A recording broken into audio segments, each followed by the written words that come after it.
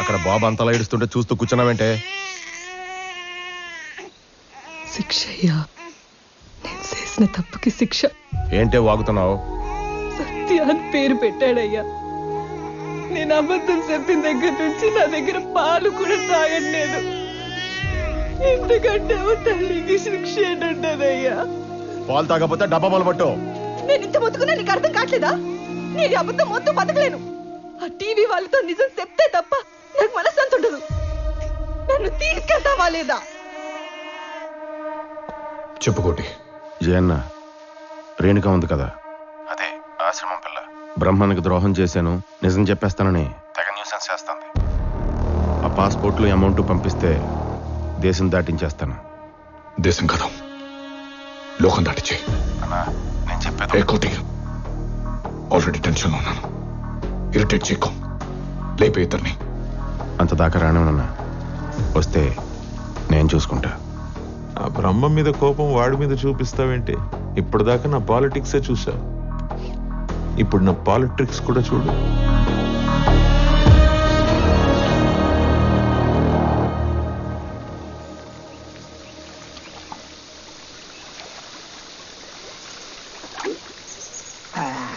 కొంచెం షుగర్ వేయచ్చు కదా. ఆల్రెడీ ఉంది సార్. ఎక్కడ? మీ ఒంట్లో. ఏమై నాయుడు, ఊరందరికీ నీ కార్పొరేట్ హాస్పిటల్ వైద్యం, నీకు మాత్రం ఊరికి దూరంగా ప్రకృతి వైద్యం. న్యాయమేనా ఇది? ఎంత దూరమైన వచ్చావుగా. నువ్వు అడిగిన హెల్ప్ నేను చేయలేను. ఈ టైం కోసం నేను ఎన్నాళ్ళ నుంచి ఎదురు చూస్తున్నాను తెలుసా?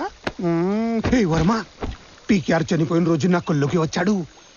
నాయుడు, నెక్స్ట్ సీఎం నువ్వే అని చెప్పాడు. అదంటే జరుగుతుంది. చూడు, బ్రహ్మ జైల్లో, జై టెన్షన్లో, నువ్వు నా కళ్ళ దగ్గర. వదలకుంటానా? జై ఓడిపోతే జేజేపీ పడిపోయి నీది పై చేయి అవుతుంది అనుకుంటున్నావేమో, కానీ అప్పుడు ఎంటర్ అవుతాడు ఆ బ్రహ్మ. ఆ బ్రహ్మ మామూలుడు కాదయ్యా నాయుడు. జేజేపీ జై చేతిలో ఉంటే ఆ పార్టీ పగ్గాలు ఎప్పుడైనా మన చేతిలోకి తీసుకోవచ్చు. అదే బ్రహ్మ చేతిలోకి వెళ్ళిందా, నువ్వు అన్నావైందాక కళ, నాయుడు నెక్స్ట్ సీఎం నువ్వే అని, అది కనడానికి కూడా నిద్ర పట్టదయ్యా. ఇప్పుడు ఏం చేయమంటావు? అపోజిషన్ ఇమేజ్ డ్యామేజ్ అవ్వకుండా నేను చూసుకుంటాను. నీ అలయన్స్ లో ఉన్న 27 మంది ఎమ్మెల్యేలని ఇటు పంపించే.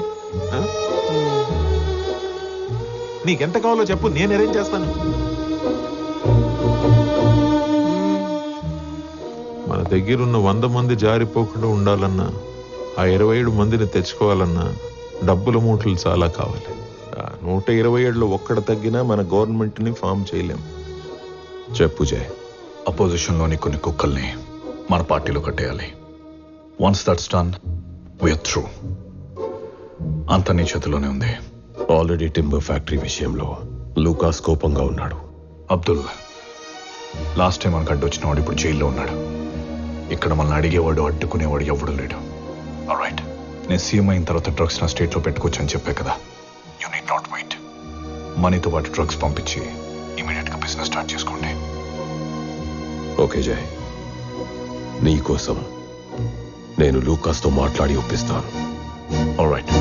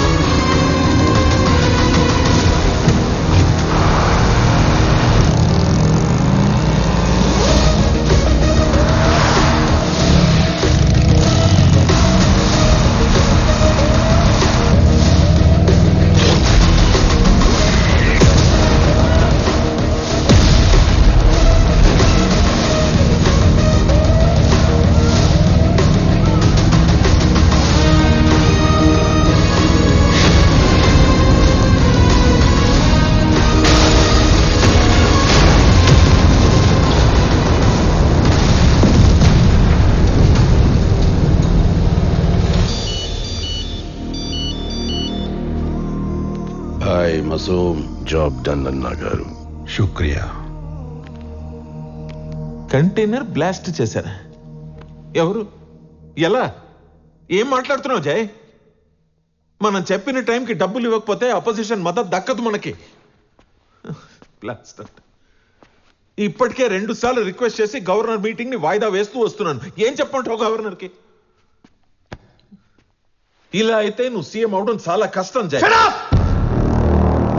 ఆ డబ్బు నాతే రాకుండా ఎవడు ఆపుతున్నాడో ఆలోచించి మానేసి.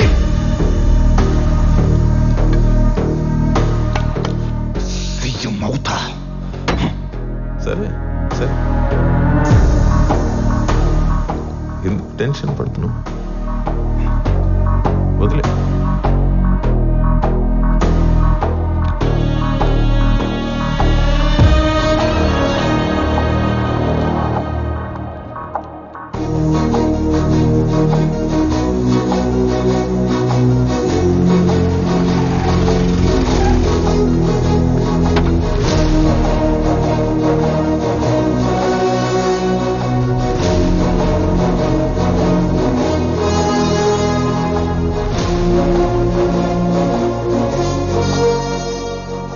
తప్పుల మీద తప్పులు జరుగుతున్నాయి బ్రహ్మ. అసలు నీకు ఇంత అన్యాయం జరిగినా అండగా ఉండాల్సిన పార్టీ నీకు ద్రోహం చేసింది. ఎంత దారుణం! ఈ తప్పులన్నీ జరగడానికి కారణం అజయ్.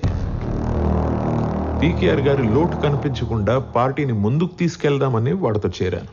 అసలు జరిగిన దానికి నేను క్షమాపణ ఎలా అడగాలా నేను ఆలోచిస్తుంటే నేను చంపడానికి వాడు మనుషుల్ని పంపిస్తాడా? చచ్చ, ఎంత దారుణం, ఎంత దిగజారుడుతాను. నేను తప్పు చేశాను బ్రహ్మ, నువ్వు నన్ను క్షమించాలి, తప్పదు. ఇందుకోసమే వచ్చావా?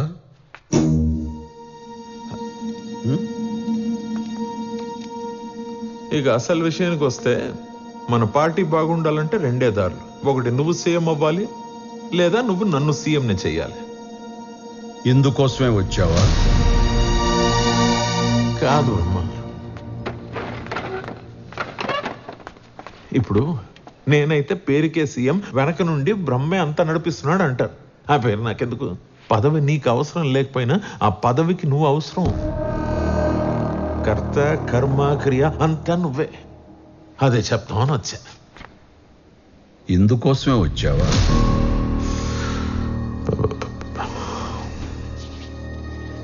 సరే బ్రహ్మ, ఒప్పుకుంటున్నాను. ఇదంతా చేస్తున్నది, ఇక్కడికి వచ్చింది నా స్వార్థం కోసమే. నా స్వార్థం కోసమే వచ్చాను, సరేనా? మన పీకేఆర్ గారితో ఉండి ఉండి గెలుపుకి అలవాటు పడి పదవే ఒక వ్యసనంగా మారిపోయింది నాకు. దాంట్లో తప్పే ఉంది.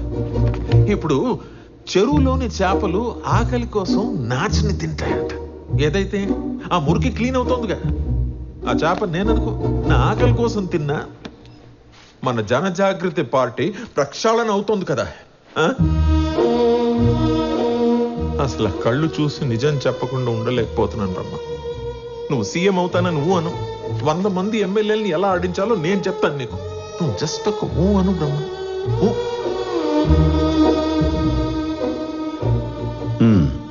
అమ్మాయ్యా, ఈ ఒక్క ఊ చాలు నాకు. ఇందుకోసమే వచ్చావా అని అడిగి అసలు ఈ భూమి మీదకి ఎందుకు వచ్చానా అని గుర్తు చేసావు నాకు. ఇక నేను చూసుకుంటా, మాటల్లో కాదు చేతల్లో చూపిస్తా.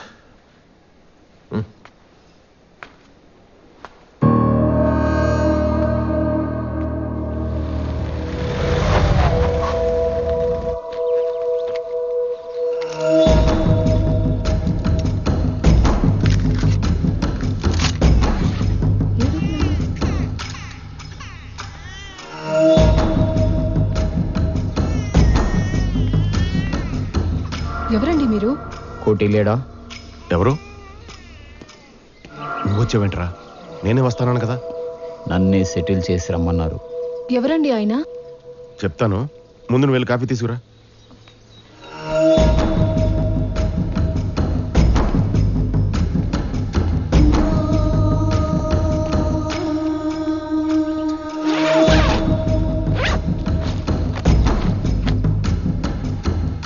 మరి పాస్పోర్ట్లు టికెట్లు ఉన్నాయి, ఇద్దరిని పంపేయమన్నారు. రేయ్, ఏంట్రా ఇది? నేను కన్నా మాట దాడతావు. దీని అవసరం అయితే లోపల పెట్టరా, తను చూస్తే ప్రాబ్లం అవుతుంది.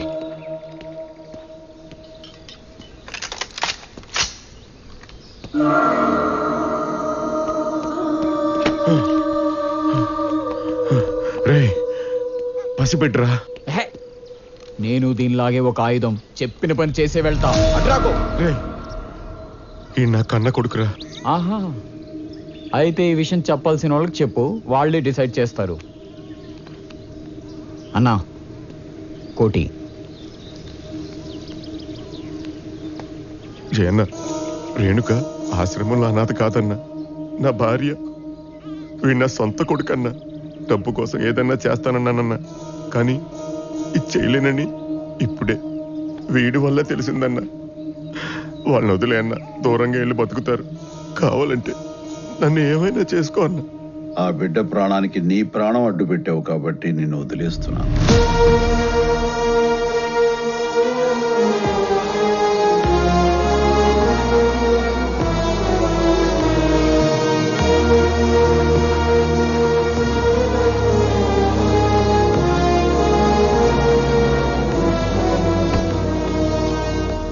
రమ్మన్నా,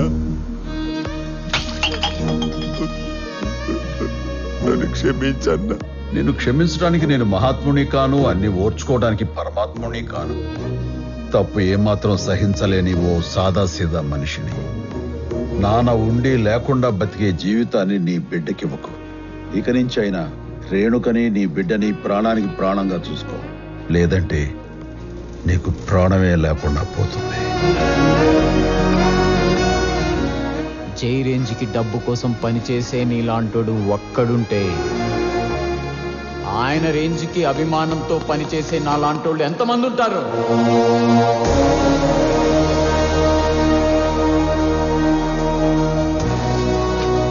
ఇదిగో నీ పాస్పోర్ట్స్, టికెట్స్.